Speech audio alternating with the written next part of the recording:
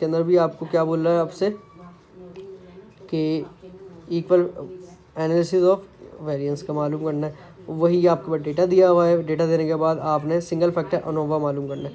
Single factor ANOVA कैसे मालूम करना है, आपके पास ये ब्लॉक में दिया हुआ है, ये दिया हुआ है 1 2 3 इसका डेटा का तो RCBD का पता होगा कि ब्लॉक्स में आपने ब्लॉक्स में नहीं दिया हुआ, या कंप्लीट एंडोमाइड डिज़ाइन में इस तरह काम दिया हुआ है 1 2 3 4 5। अच्छा, अब यहाँ पर हमने क्या करा है, सिंगल फैक्टर अनोवा पे काम करना है। परफॉर्म एनालिसिस ऑफ वेरिएंस, जब भी परफॉर्म एनालिसिस ऑफ वेरिएंस की बात होगी तो आपने डेटा में जाकर सबसे ऊपर आ रहा है 2 फैक्टर अनोवा विद रेप्लिकेशन और विदाउट रेप्लिकेशन, और ये हमारे पास आ रहा है सिंगल फैक्टर अनोवा। आपने इस पे काम करना है, डबल क्लिक करोगे, यहाँ रेंज दे दोगे, वो काम दे दोगे, बस ये काम भी हो गया आपका। उसके बाद क्या करेंगे आप, ये सब टोटल बता देगा। जब उस पर इस डेटा को सिलेक्ट कर लोगे यहाँ से यहाँ तक, तो ये आपके पास डेटा ये शो हो जाएगा। वही नल हाइपोथेसिस कर देना, अल्टरनेट हाइपोथेसिस कर देना, फला, ये आपका पी वैल्यू है। अब इसके अंदर क्रिटिकल वैल्यू से भी आप रिजल्ट दे सकते हो, सही है, और आप उस वैल्यू से भी रिजल्ट दे सकते हो। मैंने पी वैल्यू से रिजल्ट दिया है, सही है, और आप क्रिटिकल वैल्यू से भी रिजल्ट दे सकते हो, डब्ल्यूटेड से भी दे सकते हो, और पी वैल्यू से भी दे सकते हो। मैंने यहाँ पी वैल्यू से दिया हुआ है और उसको रिजेक्ट कर दिया। अच्छा, ये होमवर्क का क्वेश्चन है, सेम वही क्वेश्चन है, level of single factor ANOVA इस पर भी अप्लाई करना है।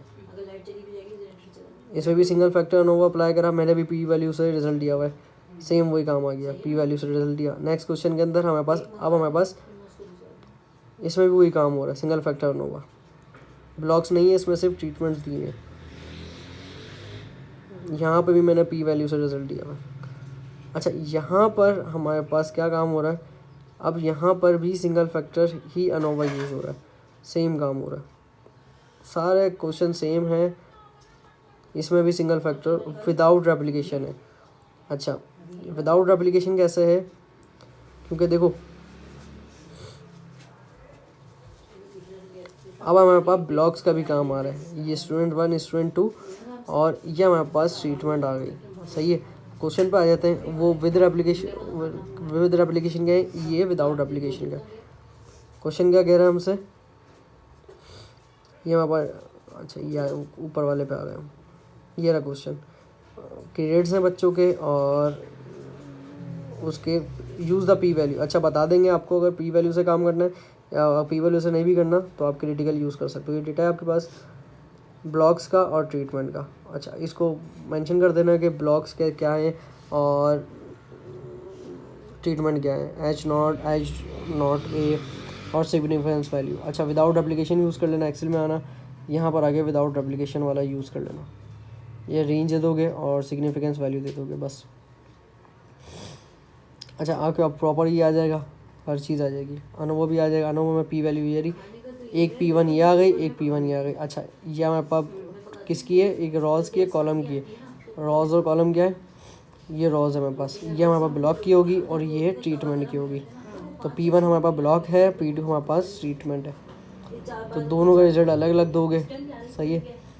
P1 ये रही, P2 ये रही, सही है। अब P1 का रिजल्ट ये आ गया कि P1 जो है हमारे पास लेस देन 0.05 है, तो हम क्या कर देंगे, रिजेक्ट कर देंगे। और अगर P2 हमारे पास बड़ी है तो हम H नोट को एक्सेप्ट कर देंगे, बस। यही काम इसमें होगा। ट्रीटमेंट ये भी आ गया, ब्लॉक्स और ट्रीटमेंट आ गए। 2 फैक्टर विदाउट एप्लीकेशन पे काम करेंगे और इधर भी 2 वैल्यूज़ आएंगी और इधर 2 वैल्यूज़ लाने के बाद यहाँ पे भी वो रिज़ल्ट शो कर देंगे हम, बस। ये हमारे पास एक्सेल का कंप्लीट हो गया।